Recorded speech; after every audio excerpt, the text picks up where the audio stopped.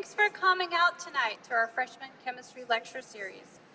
Tonight, I'm pleased to introduce you to our speaker, Dr. Thomas McDonald, Regents Professor in the Department of Environmental and Occupational Health.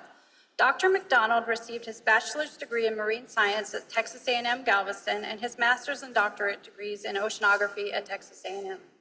Dr. McDonald's area of expertise is in identifying and quantifying contaminants in water. Tonight, he's going to tell you about that and how his work is related to public health. Please join me in giving a warm welcome to Dr. McDonald.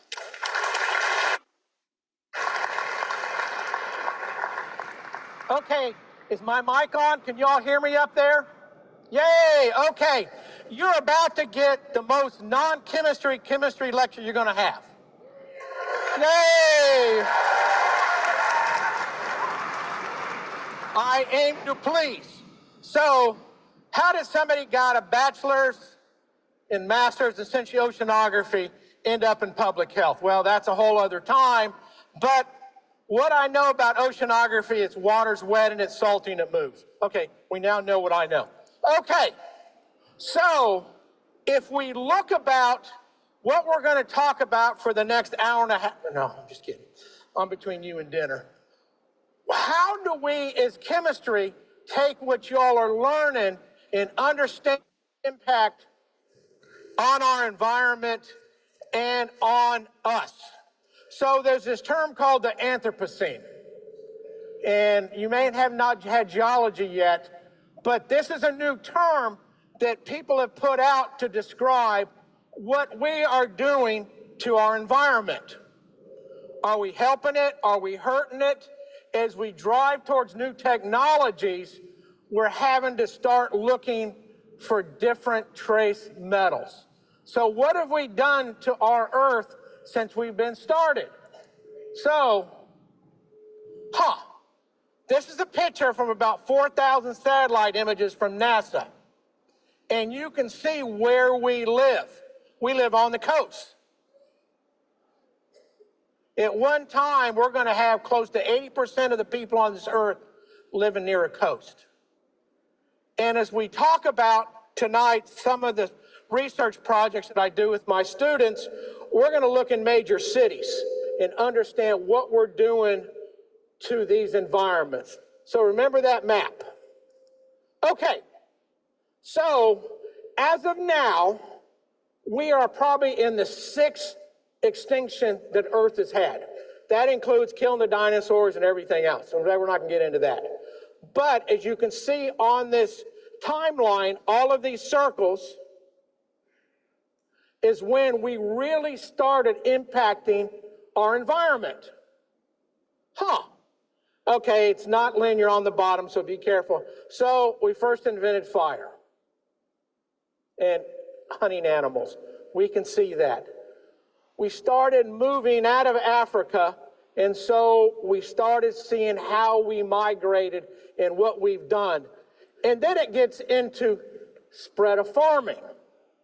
And I can't ask you questions, and I'd rather do that. But so has farming bothered our environment? Maybe? Yes, no, maybe? Yeah, it has, right? Because we've added pesticides, we've changed the earth. Think about that wonderful book you had to read in high school about the Dust Bowl. We caused that. And then it gets into large-scale mining. And we're still seeing that today as we drive towards electronic vehicles. As I see everybody's got at least one computer, you've got a phone, we need all these rare earth elements, and our chemistry professors will tell you, these are endangered elements. We are running out of these elements. So what are we going to do? And then it gets into the Industrial Revolution, where we really started to have an impact on our environment and on our health. And that's a big thing that we worry about, or what I worry about when I do my research. Okay, so this has been going a long time. This is a mine up in England. It's about 4,000 years old. They needed copper. Enter the Bronze Age. and you're learning or have learned your redox equations and substitutions, you're going, who gives a crap, right? I have to memorize it for my test and do that. I was in the same boat you were. I was a horrible student. Oh, I gotta stay away from that. So, and then the Romans took it over. So what happens is when we dig into a mountain, we start allowing excess oxygen come in and water come in, and it forms these funny things called acids. And that really destroys what we do. So we've been doing this a long, long time. So one of the other things that we worry about and A&M worries about is sustainability. You know, do no harm, things like that. This is a coal mine where they're just ripping the mountain apart. Well, we need that for generation of energy. But this leaves a mark on the landscape and also the workers that live there.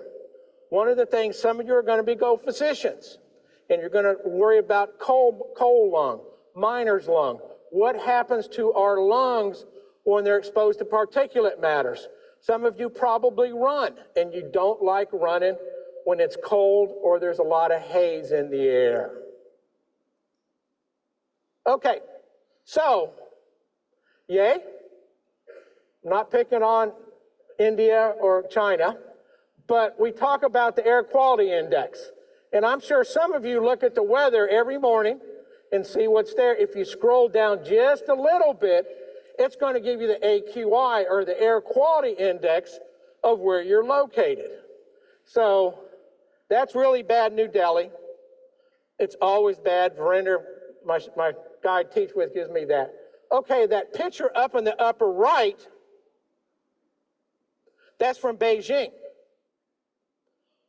They were doing a commemorative for World War II, and they needed good pictures. So nobody could drive for 2 weeks, and it turned into the top slide. Once they started driving again, it went to the back. So this is what we're exposed to when I'm going to talk about exposures to the body or insults to the body that we're constantly dealing with, and how chemistry and everything you're learning can help you do this. Okay, so we have environmental health trends. Some of you probably like to go to the beach, and probably a little less than a month, you're heading out for this thing called spring break, right? Yeah, most of you are going to leave. You're going to go skiing, go to the beach, go hiking. I think very few will stay here. So we have trash that fouls our beaches. It's not good. We have hazardous wastes that are in our environment, and it's our environment. One thing we need to learn is we are intimately involved in our environment. When I was in college, your age, we won't go how long ago that was, we always thought people and the environment were separate. Nope, we're all one and the same now. We have global warming going on, destruction of our forests. We don't always know what we're doing, and we don't understand these unintended consequences. So my generation has kind of punted this down to you all. So thank you very much. You're going to solve all these problems. We never could. So, okay. So if we look at different things a chemist can do to help the population. So all of you have chemicals in your house that are hazardous to you. Whether you use them in cleaning, Clorox is considered a chemical. It's also considered a pesticide because it's used to kill a pest. So most of you probably have some of those pesticides in the upper left-hand side in your house. In the bottom right are just different chemicals that we don't think about. The one here, that's grandma smell. You probably haven't had organic yet. That's what I was told. And they're kind of looking at me like, no. But you will learn that's naphthalene. 2 fused benzene rings. Simplest PAH you can have. And you know what I'm talking about with grandma smell. She used it so moths would not eat her wool. So the question I have for you is, if it's dangerous for a moth, is it dangerous for us? Yes. Yes, we are not, our bodies are similar. When you get into biochemistry and micro, what bothers some organisms will also bother us. So we have to be real careful about what we do. And then there's that wonderful thing of crop dusting. And the question I always ask when we do pesticides, are they good or bad? You're up front, what do you think? Are they good or bad? Bad? Both.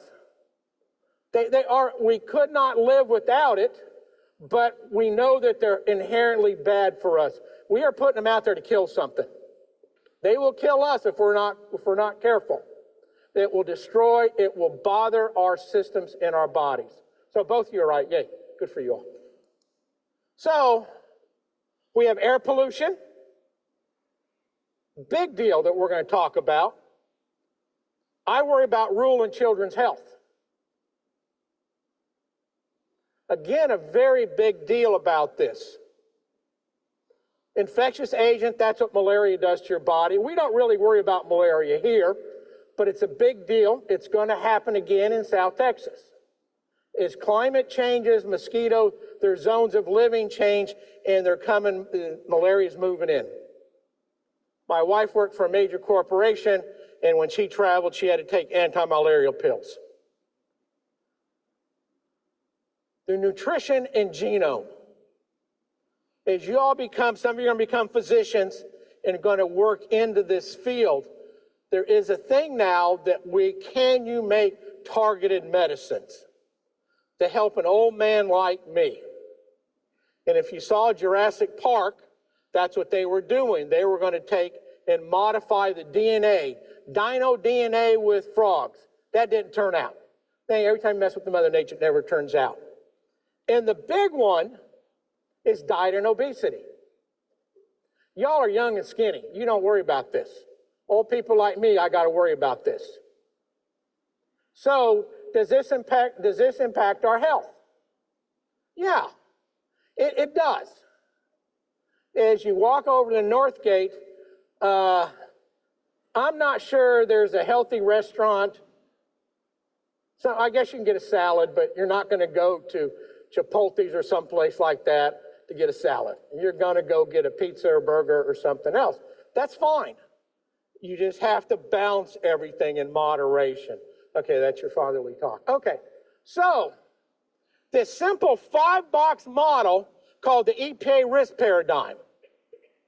And this is actually from the Mallinckrodt Uranium Works in downtown St. Louis. Why you would put uranium manufacturing product in downtown St. Louis is beyond me. But they did, and we don't do that anymore. We worry about low SCS communities that we'll talk about. So what this is you have some kind of chemical, or it could be a biological agent. It could be noise. I'm a big fan of hard rock. And if you walk near me on campus, you may hear the hard rock coming out of my earbuds. Sorry, but bothering my dad doesn't bother me. So we have some kind of a mission. We have to get it off the factory. It could be out of the pipe. It could be anything. And then we transport it. And this is where you all come into being, really. This receptor. Are we the receptor? And I'm sure some of you grew up in around Galveston Bay and you fish, or from West Texas and you hunt. That receptor may not be us, it may be something in the ecosystem. And if that ecosystem is thrown off, or we're not as healthy. And then we usually get called, or you all will get called in your future, when you have some kind of health effect. And then we have to try to work backwards to figure out what the chemical is. We got a call once that this community in San Antonio, some of you are probably from San Antonio, had a cancer cluster. That means there's higher rates, higher incidence of cancer in this community. And they knew it was from the trichloroethylene being released from the big Air Force base there. TCE causes liver cancer, no doubt about it. The problem was the liver cancer they had was not caused by TCE. So what do? Well, we stand up on a stage like this and get booed. But yeah, you can boo me later. That's okay. So we need to understand, and so as you go through your classes, the question is, can you solve a problem? Anybody can Google anything. You're going to get a job because you could solve a problem. So everything you're learning, you may think, oh, I don't really need to know that equation. You need to understand how you can use it to solve a problem, okay? Learn to solve a problem. Learn to take what you've learned in this class, add it to another, and solve a problem. Okay, so your health depends upon the environment you live in, the environment you play in, and the environment you work in. I've never understood why somebody wanted to be a medical doctor. People are coming to you because they're sick, and they don't know what they have. So you're exposed to all kinds of nasty germs. Your nutrition. Grandma told you eat a wide variety of things, right? Yeah, whatever. Yeah. Okay, I kind of failed at that too. And then we have genetics. Looking around the room, we are all very different. Not all of you can take aspirin. Not all of you can take penicillin. Probably can't handle either latex or nitrile gloves. There could be some foods that just do not sit with you. Some of you may be lactose intolerant. We need to understand how all of this works so when we go in to help people or solve problems, we understand how this goes. Okay, so put it in another way, your environment also includes this building, right? Okay, some of you are runners. Some of you are swimmers. Some of you like to go hike. Well, that's not always the safest place. Some of us like to go swim in the ocean. We need to understand those risks. Your occupation. Your chosen occupation will be a risk towards you. And some of you out there are risk takers. I know that because I ask that question in my classes when we do talk about risk. Some of you are huge risk takers. My older brother loves swimming with sharks. He thinks that's just the coolest thing ever. He actually pays people to take him in shark-infested water so he can swim. He also jumps out of airplanes. I would do neither of those. So your occupation, he was a fighter pilot, so he's a risky guy. Not me. I'm pretty risk aversion. And finally, your lifestyle. All of our life choices and what we eat, what we drink, do we exercise, do we go to the doctor? Yeah, nobody likes to go to the doctor. And the last thing people like to go to is the dentist. Nobody likes to go to the dentist, I don't know why. But all of this matters. And how we do this impacts how we live. So in all of your classes, you're learning things that you don't, well, why do I need to know that? Why do I need to know that equation? And you took biology, why do I care about that? All of this impacts how our bodies live. Okay, so let's focus on environmental health. We go from, in the middle, we have chemical, biological, and physical hazards. Walking across this campus can be very physically hazardous. Bike almost hit me walking over here.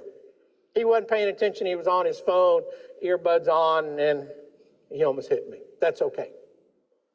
We're worried about micromobility. That's a physical hazard. Walking up and down steps. driving your car, walking in Northgate. All of these are kind of physical hazards. Some of you probably work construction. That's a physical hazard. Some of you probably work as vet techs. Yeah, dogs never bite. Cats never scratch. All of these are hazards. We have chemical hazards. And that's what I do.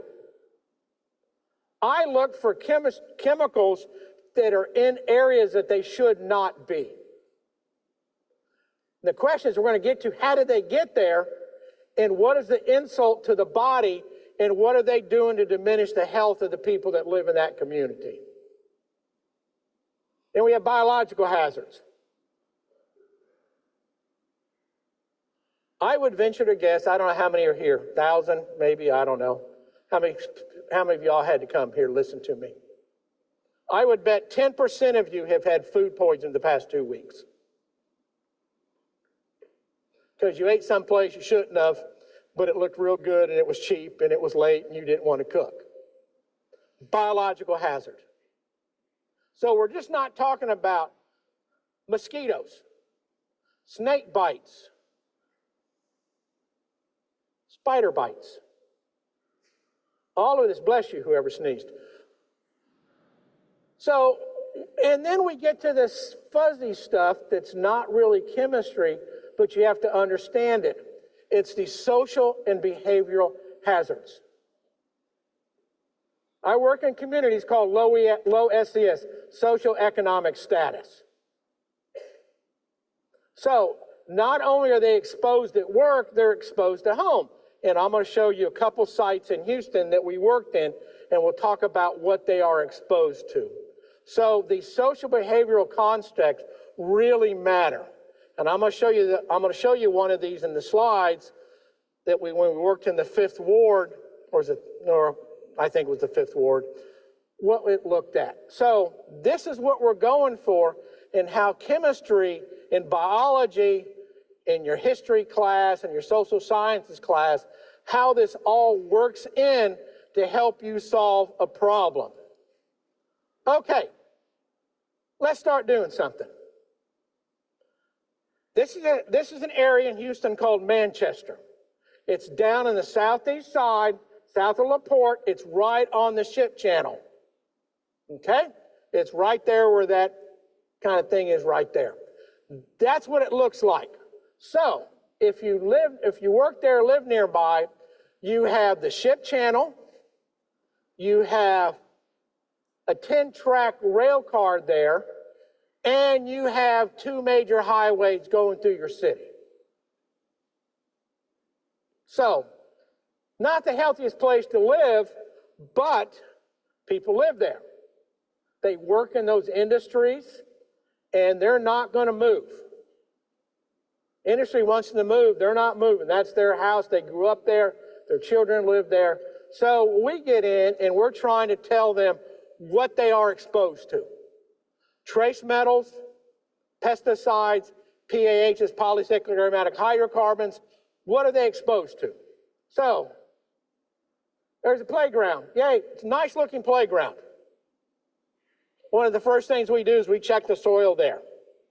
See if it's good or bad, but you can see in the background there's some industry pipes. Okay, let's get down a little bit more into it so we can see. So there's Manchester, circled out in the red, and you can see all the different industries in there. This thing here is Valero Refinery. Light petroleum, yes or no?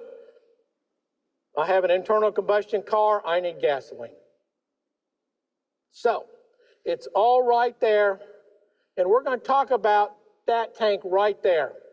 But you can see across here is one of the largest metal scrap yards in the United States. So, you can see the major highways.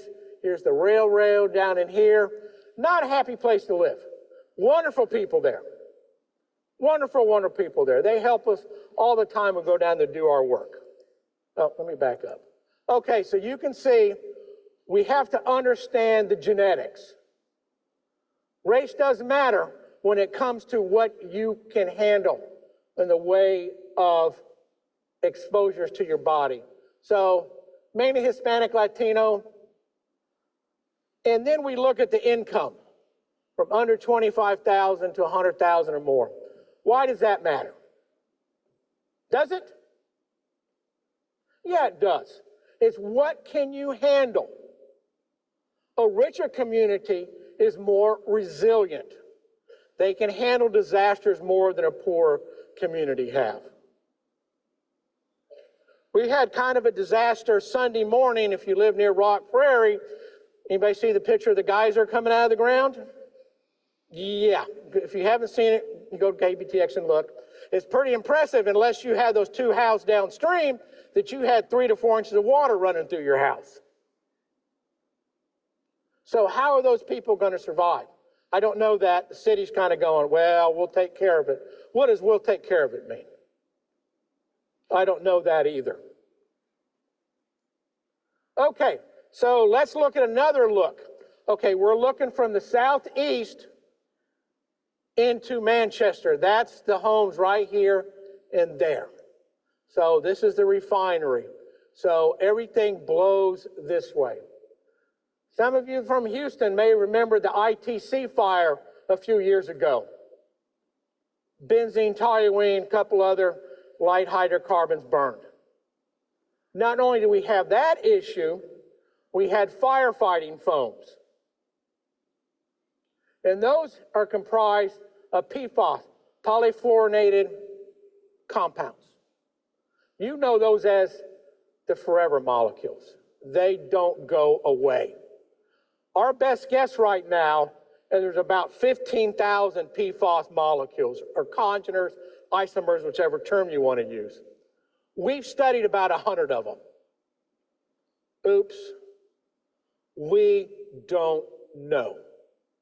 So the question is, as a chemist, you and I can quantify what we can, and then it goes up to a toxicologist to figure out how bad it is. And then it goes to social scientists, go to the community and say, oops, sorry, you're not living in a good place. So there we are on that. So this tank right here, last August, oops, it had an uh-oh. It kind of collapsed on itself. So it released benzene, C6H6, right? Simplest aromatic hydrocarbon. You probably get that in Gen Chem, I think, yes? Yes, thank you. So what do? So we need to sample air. And the problem with air is it moves very quickly, right? There, now it's back up there. So we have a van, and it's got this mass spec in it, a proton transfer mass spec. You don't need to worry about that. It's about $500,000, and it samples every 2 seconds. So I can hold it, walk across the stage, and I'm going to get a sample here and a sample here, and it's going to tell me what's there. And we also have, have they gotten into IR yet? Not yet. This semester? Okay, this semester you're going to learn about infrared. And I saw the fancy instruments you have. Y'all have wonderful labs.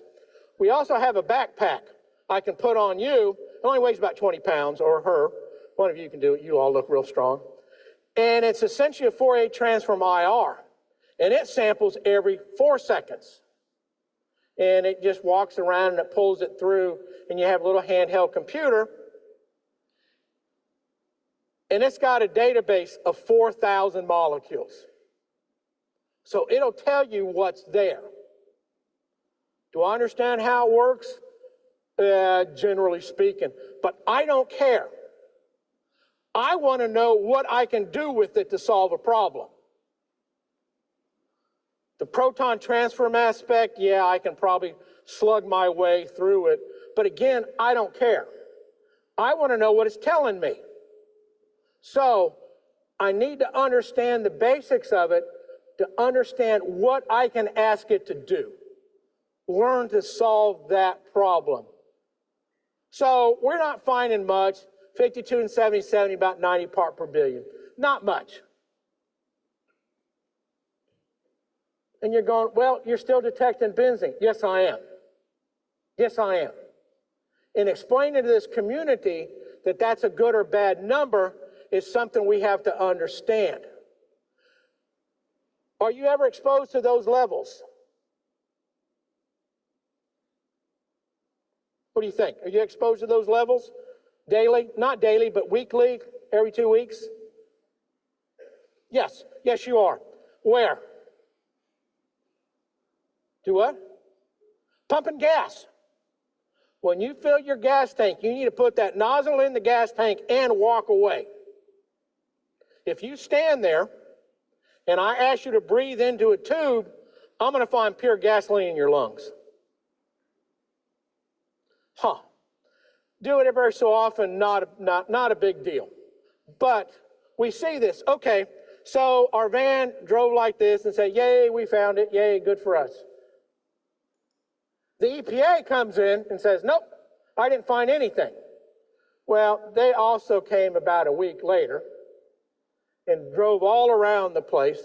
And so this is their track, and they didn't find anything. But the Texas health guidelines are 180 part per billion.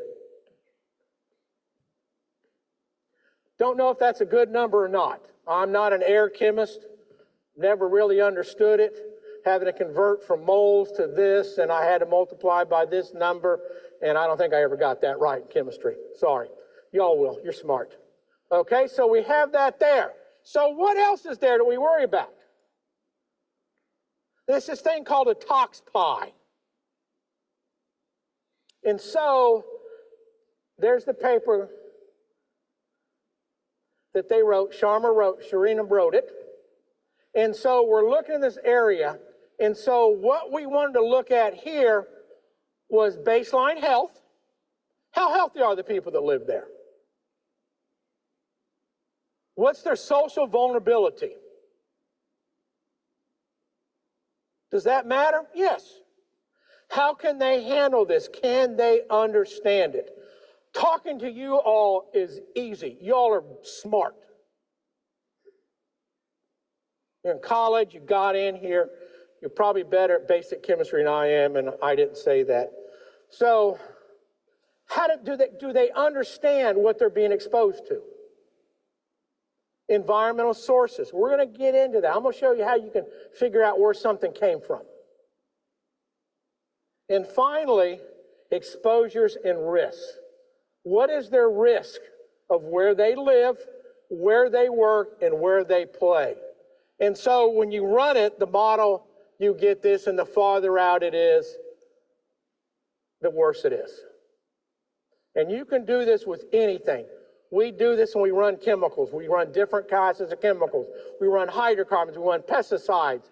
We do different kinds of pesticides, wanting to know what the tox pi score is. So, okay. Green is good. You can see this is Manchester here, and this is the other community. And what we're looking is lead levels in soil. Lead is bad for us. And you've heard about all the town in Michigan that had lead in their water, and Houston has this, and DC has this. What we're looking about this is our social scientists said, you all need to grow vegetables. Well, if you put a plant in the ground, is it going to absorb or adsorb what's in the soil? Yes.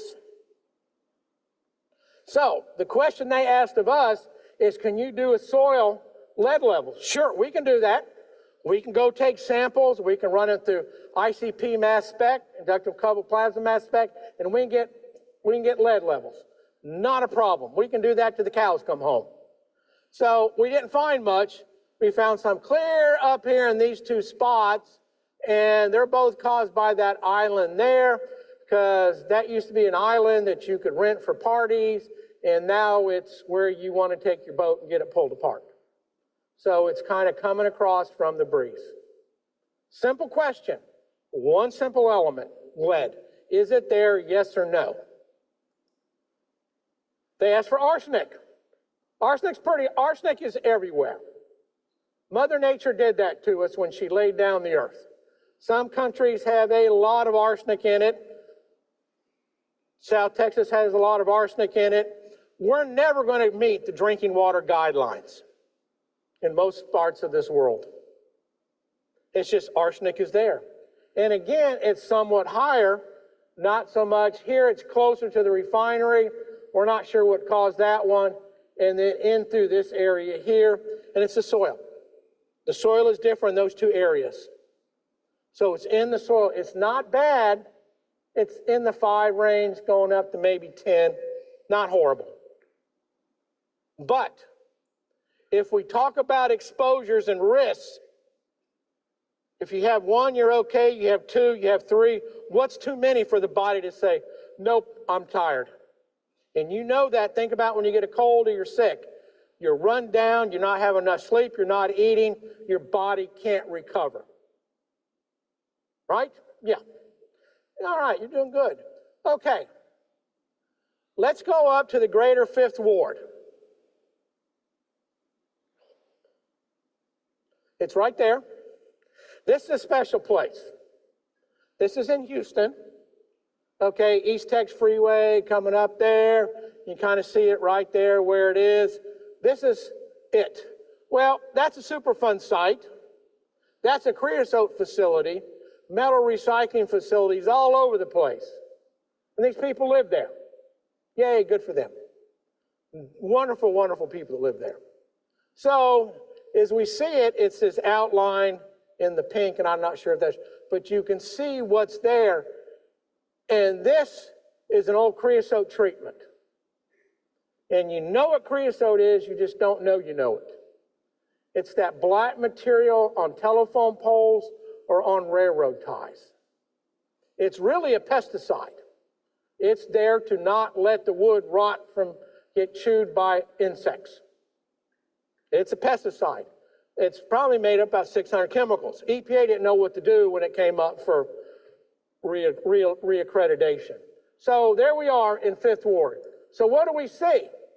Well, it made no sense to us. Because here you can see this stippled area. That's that creosote treatment facility. So we looked at total PAHs. I quantify about 90 different congeners or families. That'll make a whole lot more sense next semester, or probably a year when you get into organic and you start doing this. Or come ask me, it's really fun to do. So we had total pHs, we had naphthalene, grandma smell, 2 fused benzene rings. Then we have benzoate pyrene. We think that's one of the most toxic PAHs. That one gets a 1, everything else toxicity is based upon that. So we have it there, okay? And then we have pyrene.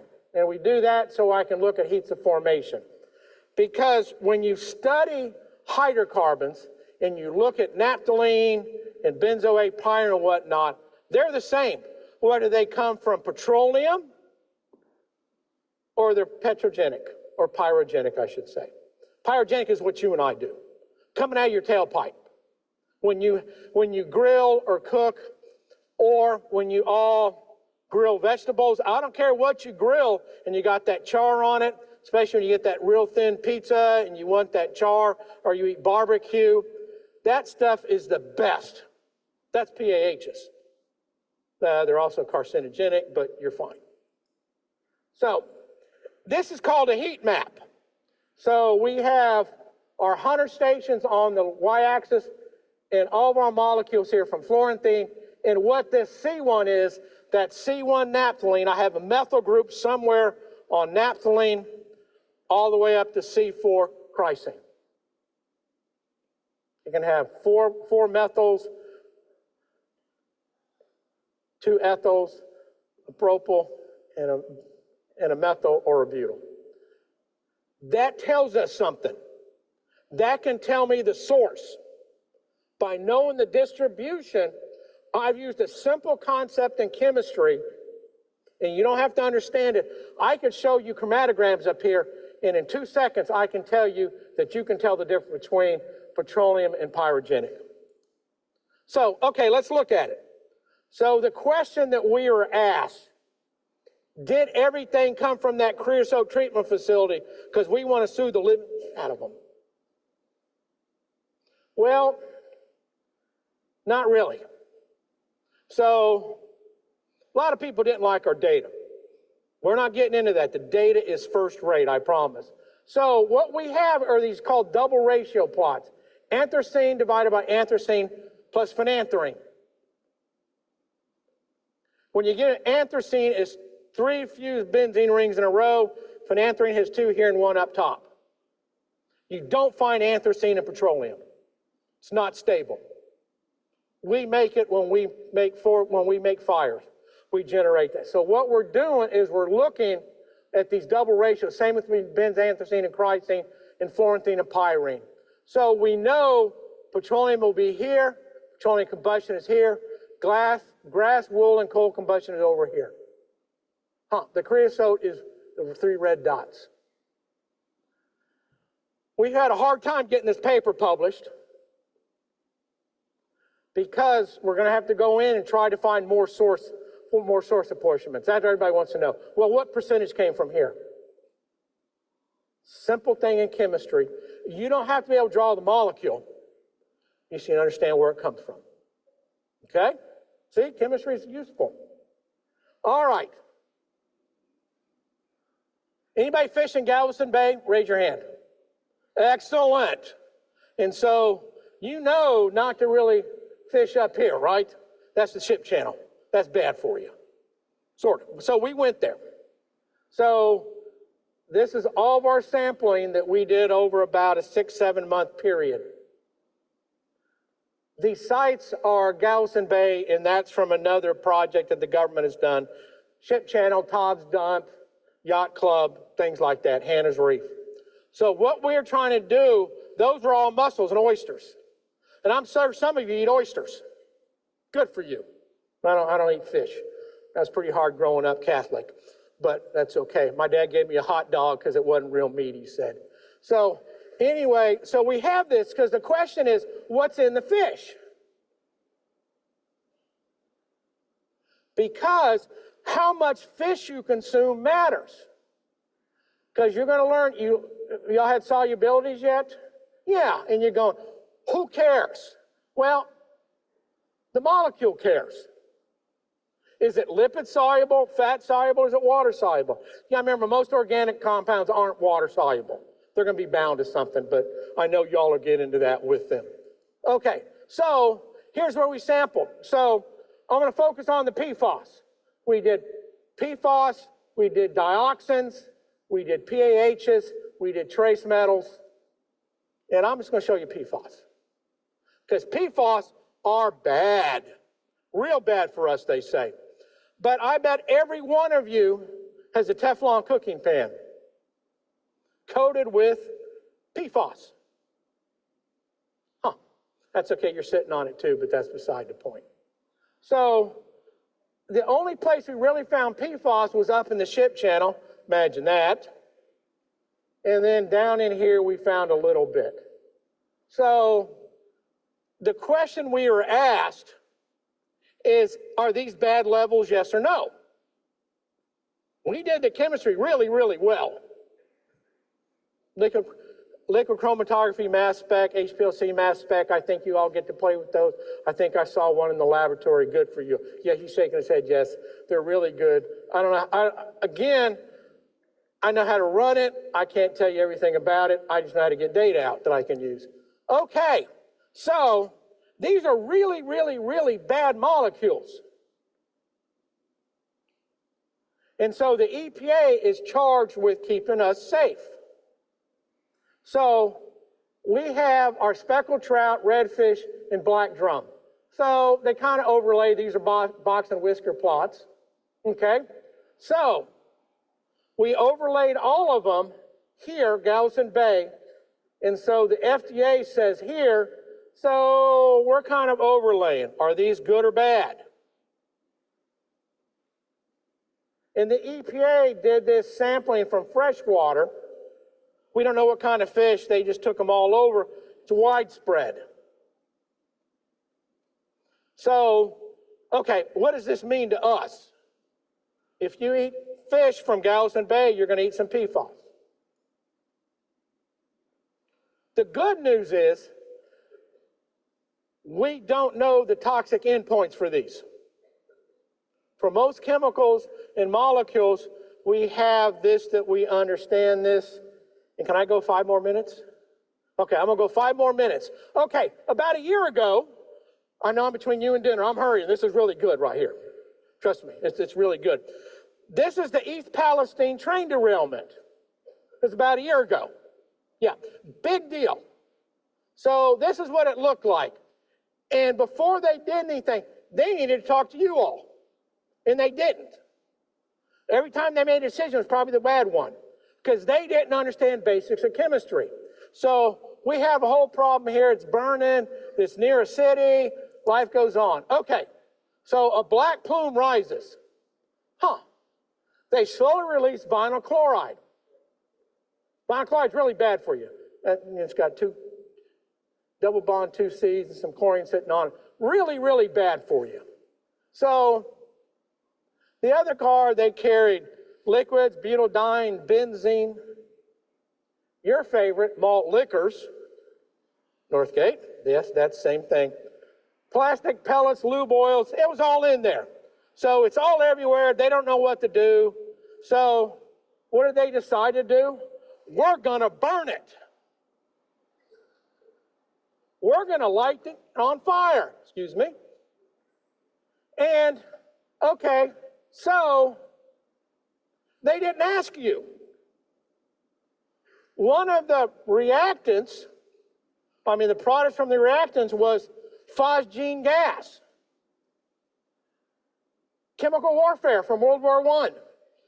That's why my grandfather had no hair. And his lungs blew. Well, not blew really hard. So why did they do this? They didn't understand what they were going to do.